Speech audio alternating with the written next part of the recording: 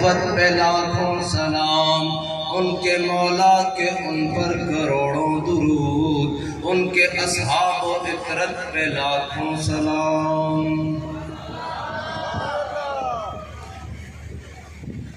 معزز سامعین محترم، خصوصاً علماء کرام، مشائخ اعظام، آج علماء و مشائخ کنونشن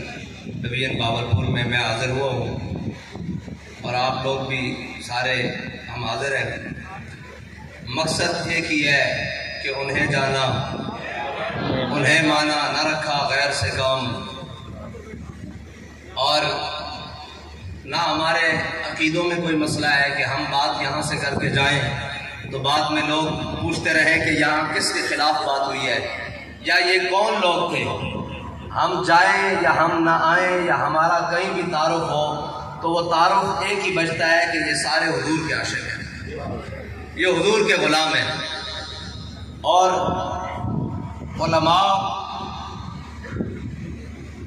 انبیاء کے وارث ہیں، اور علماء کرام کی جتنی شانیں ہیں اگر وہ تمام بیان کرنی چاہیں تو وہ تو صبح سے لے کر شام تک اور شام سے لے کر صبح تک ساری شانیں حضور نے خود بیان فرمائی ہیں اپنی امت کے علماء کی۔ اور علماء وہ ہیں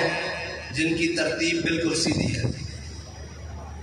صاحب ظاہر ہے علم پڑھنے سے تو بندہ عالم نہیں نہ ہو جاتا، نہ 4 کتابیں لکھنے سے بندہ عالم ہوتا ہے۔ عالم تو وہی ہے اگر کمر میں تہمت بھی بدا ہو تو قرآن کی حفاظت کے لیے احمد بن حنبل بادشاہ وقت کے سامنے کھڑا ہو۔ اس دور کے بڑے بڑے علماء ہیں، بڑے بڑے مشائخ ہیں، بڑے بڑے لوگ ہیں، شاید تاریخ میں کھولنے سے بھی ان کا ذکر نہیں ملتا، اور احمد بن حنبل وہ ہے جس کی بات جب تک نہ کی جائے علماء کا ذکر مکمل نہیں ہوتا۔ اور علماء تو اپنے زمانے کے بہت بڑے ہوں گے، لیکن جب بات مولوی کی آئے گی، اور یہ تو ہم نے اپنے بابا جی سے سنا ہے کہ اولین و آخرین جب قیامت والے دن سارے جمع ہوں گے اور ندا دینے والا منادی کھڑا ہو کر کہے گا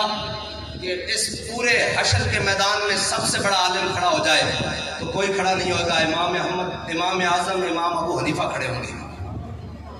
عالم تو پھر وہ ہے، اور ہم جن کے مقلد ہیں سارے حنفی بیٹھے ہیں، ہم یہ تو بتاتے ہیں کہ امام اعظم، امام ابو حنیفہ کی یہ شانیں ہیں، یہ شانیں ہیں، یہ شانیں ہیں، لیکن ایک شان جسے تقریباً چھپایا گیا ہے وہ میں نے امیر المجاہدین کی زبان سے سنی ہے۔ کہا ہم امام اعظم ابو حنیفہ کے مقلد ہیں، اور امام صاحب ہمارے امام ہیں، ہم ان کی تقلید کرتے ہیں، تو پھر ہمارے امام کا تو جنازہ ہی جیل سے اٹھائے، اور امام صاحب جیل میں کسی پلاٹ کے تنازع پر نہیں گئے، امام صاحب جیل میں کسی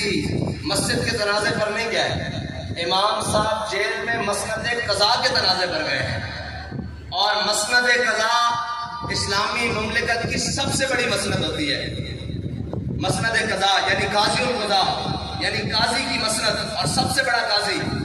امام اعظم سب سے بڑی قاضی کی مسند کی لڑائی پر ہے، اور لڑائی یہ نہیں کہ میں نے مسند حاصل کرنی ہے، اس لیے کہ یہ مسند تم بادشاہوں نے اس طرح بنا دی ہے کہ یہاں بیٹھ کر میں حق ادا نہیں کر سکتا، اس لیے امام اعظم ابو حنیفہ جیل چلے گئے لیکن بادشاہ کی بات نہیں مانی۔ اور آج جو ایک درخواست پر یا ایک آواز پر ڈی پی او کے دفتر کے چکر لگائیں، یا ایک آواز پر جناب بین المشائخ اور جناب علماء و مشائخ کنونشن اسلام آباد میں صرف حکمرانوں کے ہاں میں ہاں ملانے کے لیے جمع ہو جائیں، وہ دین کا کیسے بھی بقیہ ادھیڑ دیں، پھر وہ ہمارے امام تو نہیں ہو سکتے، وہ امام اعظم ابو حنیفہ کی تقلید کرنے والے ائمہ تو نہیں ہو سکتے، وہ امام اعظم ابو حنیفہ کی ماننے والے علماء و مشائخ نہیں ہو سکتے، ان کے پھر کوئی اور ہی ہوں گے جن کی وہ بات کرتے ہیں، جن کی ہم نے تقلید کی ہے یا جن کی لائن میں ہم ہیں۔ وہ تو امام ربانی حضرت مجدد الفسانی شیخ احمد سرہندی حاضر ہوا میں شیخ مجدد کی لحد پر، وہ خاک کے زیر فلک ہے مطلع انوار، اس خاک کے ذروں سے شرمندہ ستارے، اس خاک میں پوشیدہ ہے وہ صاحب اسرار، گردن نہ چکی جس کی جہانگیر کی آگے۔ آج ڈر سے حق چھوڑ دیتے ہیں۔ امام ربانی مجدد الفسانی تو وہ ہے کہ جہانگیر نے چاہا 2 بادشاہوں سے ٹکر ہوئی ہے امام صاحب کی، 2 بادشاہوں سے، اکبر سے اور جہانگیر سے، اور امام ربانی مجدد الفسانی امام صاحب تو وہ ہے کہ جہانگیر نے کہا اپنے سپاہیوں سے تم بڑے نالائق ہو، بڑے ہی کمبخت ہو، تم ایک اس بابے کا سر میرے سامنے نہیں جھکا سکے۔ انہوں نے کہا جی ہم نے اب ترکیب ایک سوچ لی ہے،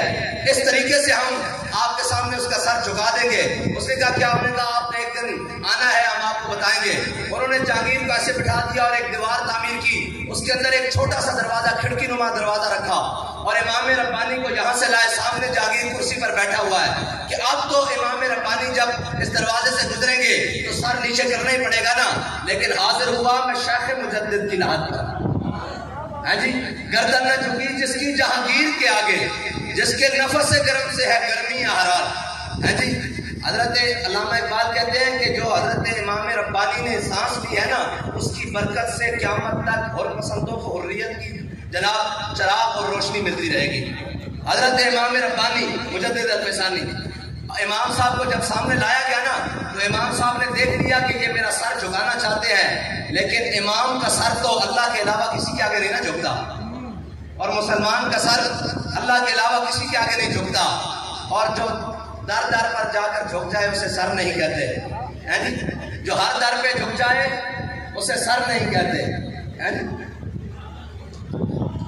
اور امام ربانی کو جب سامنے لایا گیا، امام صاحب نے دیکھا یہ سر جھکانا چاہتے ہیں، تو پھر سلام اس پر کہ جس کے نام لیوا ہر زمانے میں،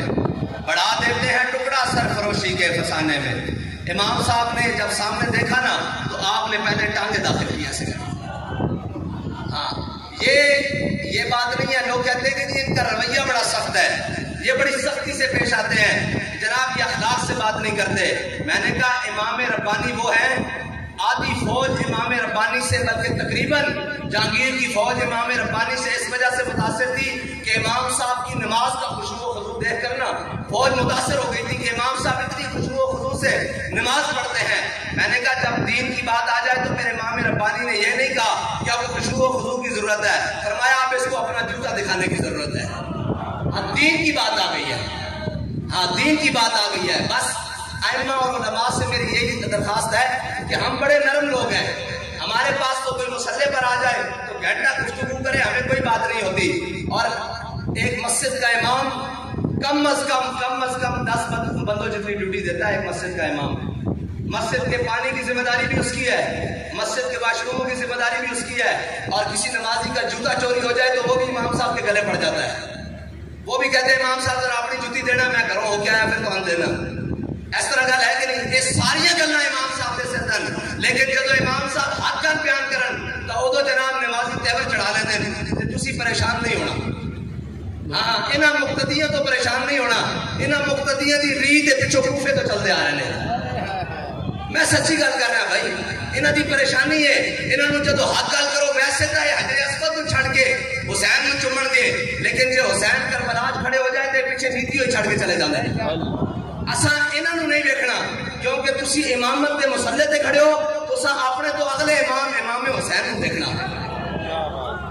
دین کی جدو گل آ جائے، ویسے اسی بڑے نرم لوگ ہاں، بڑے مسکین لوگ ہاں، بڑے جناب کمزور لوگ ہاں، لیکن جدو دین کی گل آ جائے پھر اسی سارے نالوں طاقتور ہاں۔ اس مسئلے تے سانو کسے چودھری وڈیرے خان نے نہیں کھڑا کیتا، ملک ایم پی ایم این اے نے نہیں کھڑا کیتا، اس مسئلہ سانو رسول اللہ دے کے گیا ہے، اے حضور دی نیابت دا مسئلہ۔ ہاں اگر ائمہ ایک گل سمجھے نا امامہ دی شان بہت زیادہ، علماء دی شان بہت زیادہ، لیکن شرط دے کہ جدو حق دی گل آئے تو امام ڈٹ جاوے۔ حضرت مجدد جہانگیر کہنے لگا بدبختو تواڈے کو ہن بھی نہیں جھکایا گیا، ہن تو تسی مینوں امام صاحب دی جُتیاں بھی کھا دتیاں، انہوں نے لتاں پہلے داخل کیتیاں، انہوں نے کہا جی ایک اور طریقہ کر دیا، انہوں نے کہا جی کی ہے؟ انہوں نے کہا دہلی کے آس پاس جتنے بھی بڑے بڑے پہلوان انہوں نے سارے کو بلایا اور 60 پہلوان جمع کیتے۔ 60 پہلوان جب جمع ہوئے نا تو حضرت مجدد الفسانی دی زلفاں نال لٹک گیا اس طرح کر۔ اے میں علماء واسطے سنا رہا ہوں بھی اتنے تک اجے اسی نہیں پہنچے، ساڑیاں زلفاں نال ساڑی داڑیاں نال اجے تک کوئی نہیں لوگ لٹکے، جنہاں بڑیاں دین دا کام کیتا انہوں نے اتنے تک بھی ہویا۔ امام ربانی دی زلفاں نال 60 پہلوان لٹک گئے، لیکن امام صاحب نو جھکا نہ سکے. اتوں پاور جدو ادو بندہ ادو آتا نا جدو ممبر تے کھڑوتا ہوئے اور جدو حق دی پاور نہ کھڑا ہوئے ادو پاور انسان دی نہیں رہ جاندی. پھر قوت سلطان و امیر از لا الہ اور حیبت مرد فقیر از لا الہ. ہاں اسلام پھر کٹ کر ہی نہ لگن دینا. جے 60 پہلوان بھی سامنے کھڑے ہون تو رب گردن امام ربانی دی جھکن نہیں دینا. تے جے 300 M P As M N As بھی ختم نبوت دے مسئلے سامنے کھڑے ہون تا کنڈ اسلام فیض آباد دے خادم یا رسول اللہ لبیک لبیک لبیک یا رسول اللہ لبیک لبیک لبیک یا رسول اللہ لبیک لبیک لبیک یا رسول اللہ لبیک لبیک لبیک یا رسول.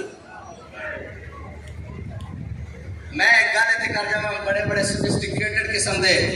لوگ ہوندے نا وہ سمجھتے نا ہاتھ چاہاں گے تو پتہ نہیں کی ہو جائے گا لبیک کے نعرے تے. ایک گل تمہیں میں سنا جاواں تاکہ تہاڈے واسطے بھی اور میرے واسطے بھی سند رہے. امیر المجاہدین کو کون نہیں جانتا؟ آپ کی علمی خدمات میں لوگ جانتے ہیں. بڑے بڑے علماء بڑے بڑے مشائخ آپ کے شاگرد ہیں اور آپ نے صرف پڑھائی نحو پڑھائی پھر حدیث پڑھائی اصول حدیث پڑھائی فقہ پڑھائی ساری چیزیں پڑھائیاں. پھر جناب عملی طور پہ بھی صالح